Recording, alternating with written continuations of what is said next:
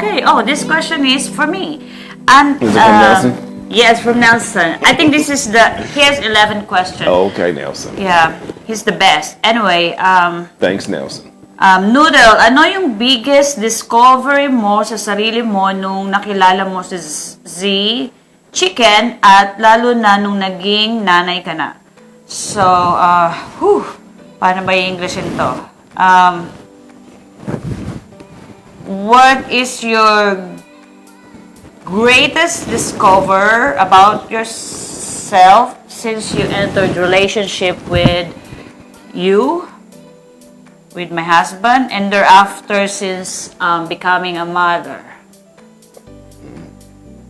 Okay. The greatest discovery is... Should I say that? Okay, I'll say it.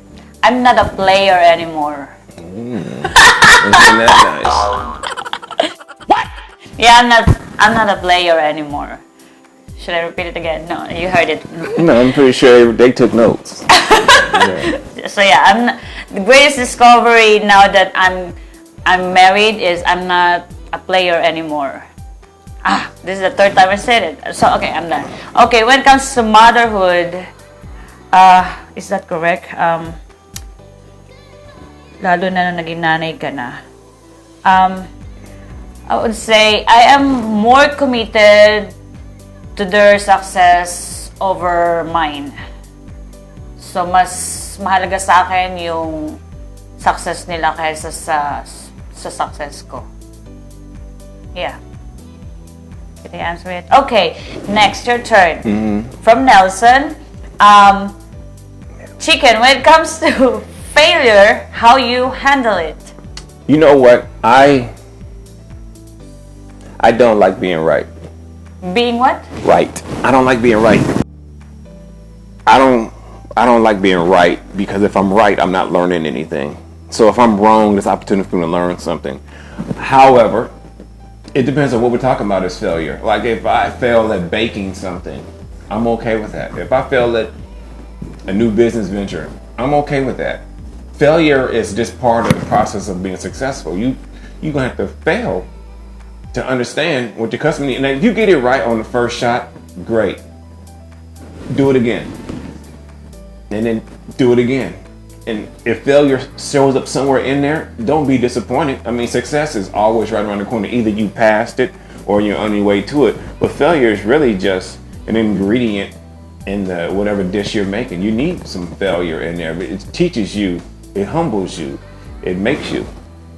So when I come to personal failure, I realize there's an answer out there, and so I may go do some research, or I may look up and see how someone else did it and try to incorporate that into my life of success. But failure gives me opportunity to self-reflect, and so I don't run from failure. I don't shy away from taking risks because of failure, because I expect there to be some failure. I also expect this though.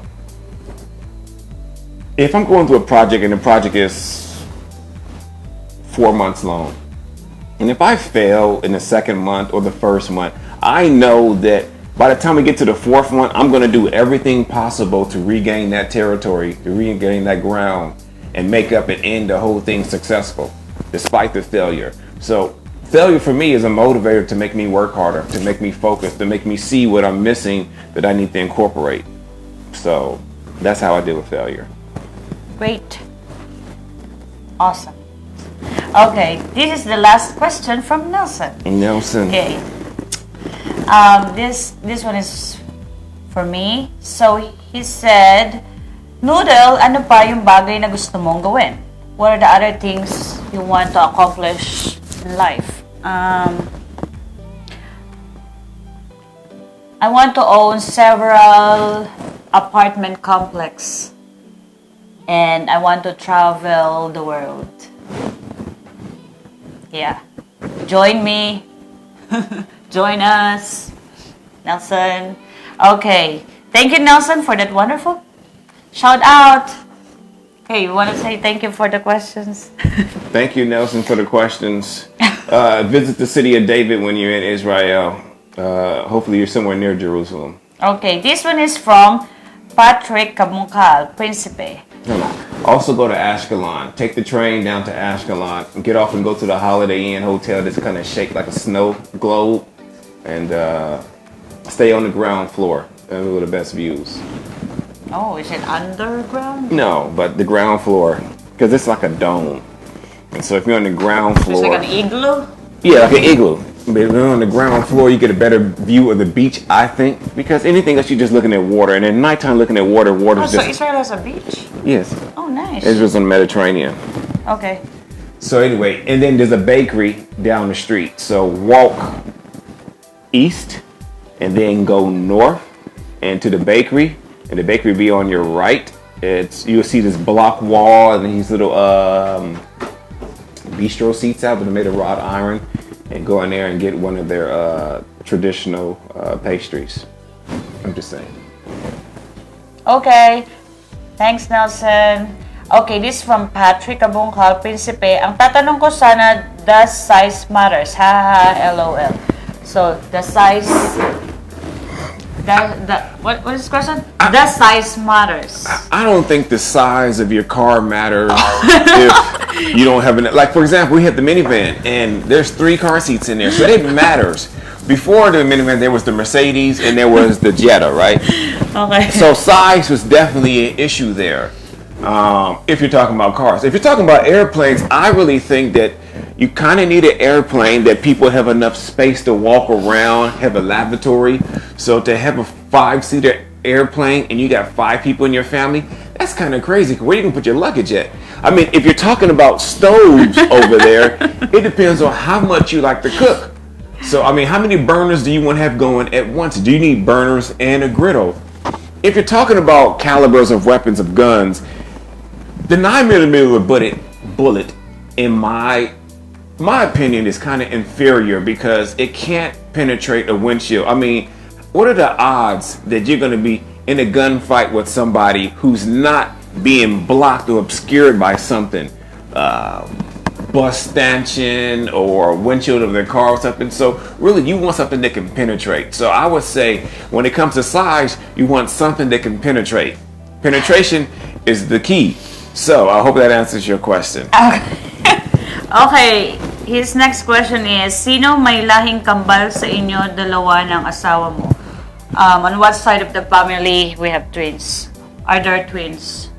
Both sides. Down the genealogy, yeah. I have twin brothers, and he has also, like, on his side, like, several twin, whatever. Cousins, yeah. So, his next question is, mahirap ba mag-alaga ng kambal? Tsaka tips para makagawa ng kambal.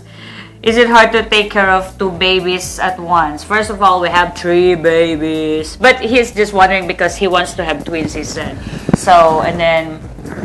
we have 2 babies, and it's challenging, but to me, it's not hard. Yeah, it's challenging, but it's not hard. I think it's different, right? Yeah, it's different.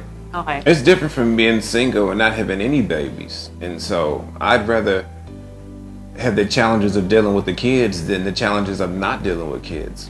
And then he asked, is there any tips, sabi niya, tips para makagawa ng kambal? Are there any tips to have twins? Yes, there are tips to have twins. So some research says that high protein diet on behalf of the father and the mother. Other books say, well, probably also in the same book, it would say something like everyone has twins initially at conception, and usually what happens is that one of the twins' fetuses ceases to exist, and those nutrients are absorbed into the other fetus. So I would say this, if you want to have twins, you're going to have twins automatically from conception, from what I understand and what the research shows. But to maintain twins means high nutrients and limited physical exertion. I mean, you need exercise, but you don't need to be stressing yourself out. You need to be drinking clean water. The both of you, this is for the both of you need to drink clean water, have nutrients, maintain a relaxed mood because you don't want to stress the fetus at a young age to the point where it ceases to exist. and migrates its nutrients over to the other one. So you want to have a hospitable environment with nutrition. I think those are the tips to maintaining twins, because again, everyone has twins at conception, but not many people give birth to twins. Okay.